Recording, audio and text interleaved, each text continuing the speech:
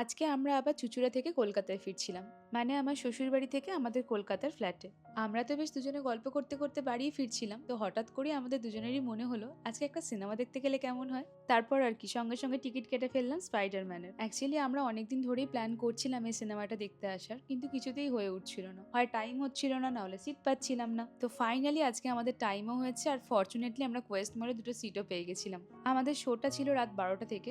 Dinner তো আমরা বাড়ি থেকে করেই গেছিলাম, তবে যাই বলো না কেন আমার মনে হয় একটু পপকর্ন আর কোল্ড ড্রিঙ্কস না হলে সিনেমা দেখাটা ঠিক জমে না। তো সেই মতো আমরা একটা পপকর্ন আর কোল্ড ড্রিঙ্কসও নিয়ে নিয়েছিলাম। এরপর তো মুভিটা স্টার্টও হয়ে গেল। ভীষণ এনজয় করেছি আমরা মুভিটা, আর মুভিটা যে কতটা ভালো হয়েছে সেটা তো আর বলার অপেক্ষা রাখে না। যারা দেখেছো তারা তো জানোই, আর যারা দেখোনি তারা প্লিজ একবার গিয়ে দেখে এসো। ব্যাস মুভি দেখে আমরা বেরিয়ে পড়লাম। তখন ঘড়িতে ওই 3টে মতো বাজে। আমার সব থেকে বেশি ভালো লাগে রাতের কলকাতা। কেমন যেন একটা অন্যরকম অনুভূতি। মনে হয় দিনের বেলায় এই রাস্তাগুলো কত ভিড়, কত ব্যস্ত, আর রাতের বেলা কত শান্ত।